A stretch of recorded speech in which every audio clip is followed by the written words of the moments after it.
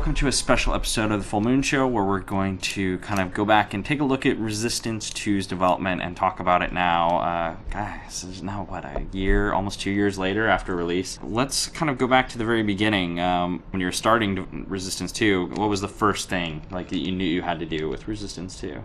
Co-op. Simple.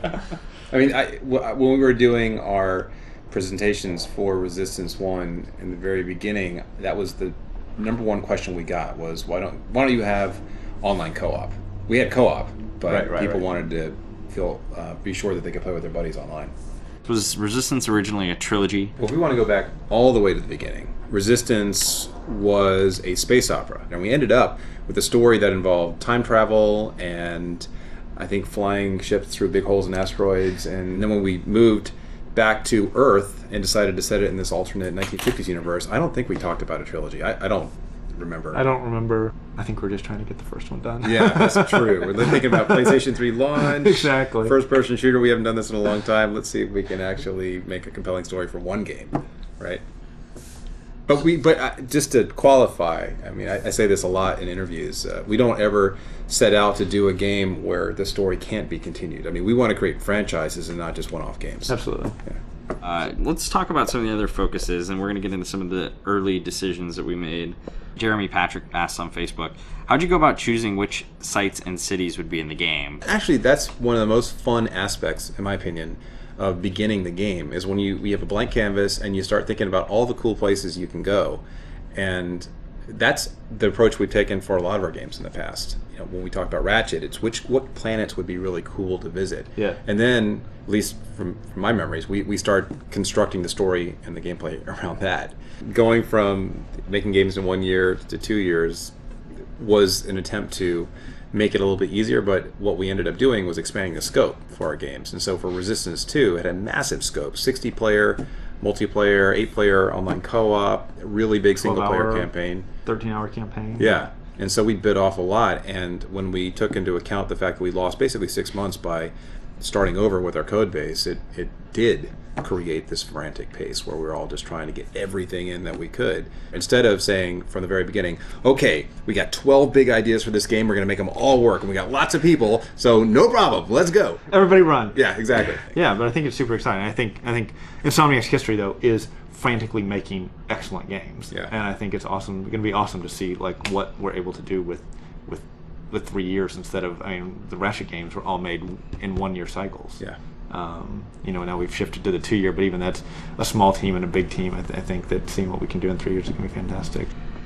So let's talk about one of the other kind of big things, because I remember the focus for Resistance 2 was a lot of the things we said were hail and scale. I think we delivered on scale, for sure. I mean, that was the whole idea behind these bosses. Leviathan, Leviathan was a totally unique experience, yeah.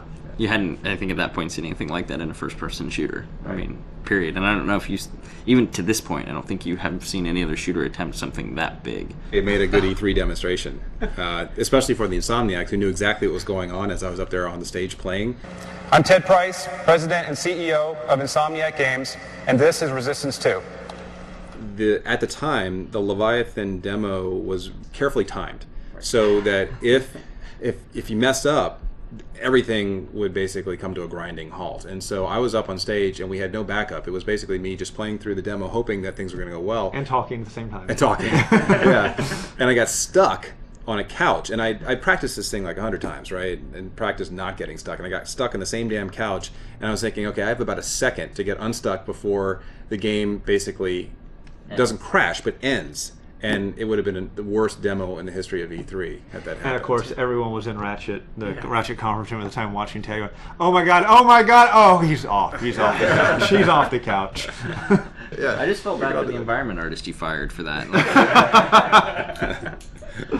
That's not true. That's not true. That's a joke. The last question, I guess, for all three of you is, looking back on it now, how do you view Resistance 2 and how has it shaped, I guess, where you're hoping to go with Resistance 3? And you don't have to get too specific about Resistance 3 because we haven't talked about it much yet, but what are kind of the main things you learned and think about when you think about Resistance 2 now? Wow. You didn't put that one on the list. I didn't think about that. You want to go first? Oh, thanks. Yeah, sure. I think focus on a theme and make it work really well is something that I think we wanted to do with Resistance 2 in America, and I think we learned a lot more about how to do that well, and we're taking that ahead to Resistance 3. That's one thing I'll contribute. Yeah, I think just kind of reining in the ideas a little bit and focusing a little bit more on quality instead of trying to do everything. Yeah. Jake, last chance. Last chance. Wax poetic. Yeah. I guess for me, Resistance 2 was really a great experience. I mean, I think that everybody was working on their own thing, and it really felt like we brought it together at the end. I didn't really get a chance to play a whole lot of single player until the end, but when I did, it was really a great experience. And again, we all had this scale, this underlying notion of scale, and that was something that I think permeated each of the modes and kind of gave a consistent feel throughout them that we were pushing size and scale. And I also think we intentionally pushed the limits of each of the modes, things that had never been done before in either co-op, competitive, or single player. So I think that is something that I'll always be proud of, as far as really not being content with the status quo and trying to do something different and really push the boundaries of what people expect. Absolutely.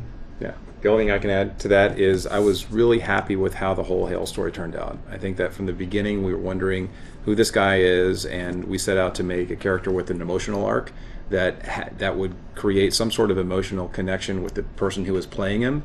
And then we, of course, ripped that emotional connection out at the very end. But to me, it was fully realized. And I hope players appreciated it.